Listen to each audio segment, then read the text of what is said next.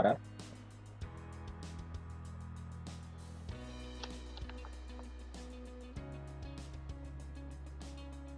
Now I'll just write a variable called a0, which I write it as true. So we want to get value between -1 and +1.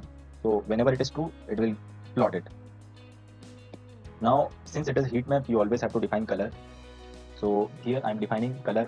Of course, here you will not be able to understand much, but when you see the plot, you will be able to visualize why I'm doing this, why I'm writing color and minimum and maximum value. So to give a color, you can write CMap. So here I'm using red and blue combination, but you can use any combination which you want. There's a whole library available online. You can see various type of color code. So I'm defining V minimum, that is our minimum value, then V max, that is my maximum value. So I have obtained my heat map in this variable called S. Now, in order to get a good understanding, we should have a good font, right? So I'll just define the font of X and Y axis. So in X axis, we'll be having this, and again in Y axis, we'll be having this. So I'm just making it more readable.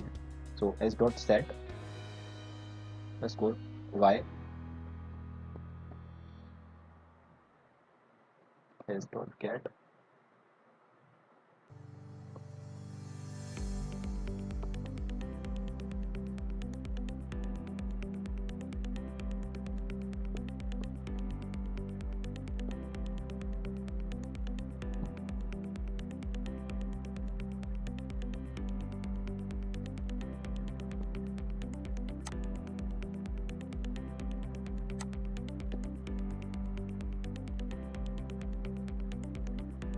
So in Python, it is really easy to just copy and add it down. So I have defined the font for y-axis, and then I just define it for x-axis. I'm rotating x-axis variable with 90-degree angle. When we get a plot, we will be able to understand it better. Then let's plot it.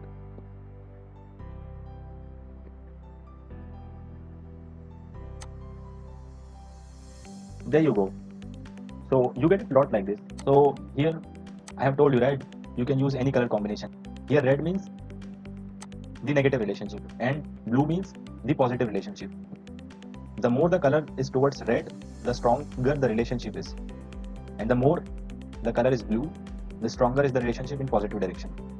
So here you can see there is a strong relationship between age and education that we have already seen in table, but in this visualization it is very clear. I mean, we just have to look the strongest blue color, which is here, and there's strongest relationship between education and age, and then there's a strong relationship between income and employment.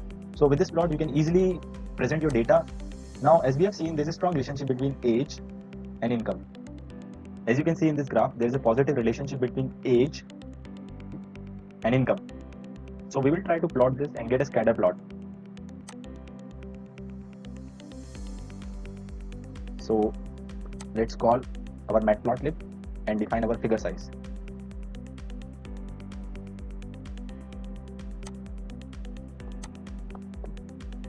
So you can define in terms of length and breadth whatever you want. So I am defining it as 12 and 10. Now let's get our data. Call scatter function, and here you will be calling the age column, which is on the second number, and the income column, which is on the fourth number. So with the help of data which you have stored in df underscore segmentation, so with the help of data, you'll be using a function called ILOC to call a specific column. Since you are not calling whole data frame, you are calling just one column.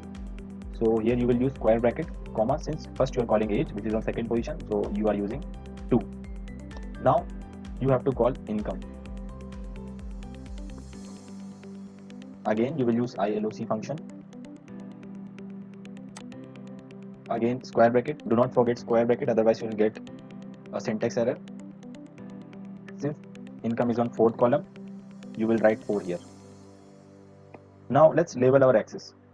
In order to label our axis, you will use plt dot, again you will call label function xlabel, and you can write in commas age. Then you can call ylabel function and mark it as income, and give a title to your plot as well, just to make it more presentable. Data visualization. Let's run this code. Great. So here is our scatter plot, which clearly tells us the relationship between income and age. So that's it for the first tutorial. I hope you understood the basic correlation and how to visualize it, because we will be building upon this in the next tutorial, where we will be utilizing various methods for the data segmentation.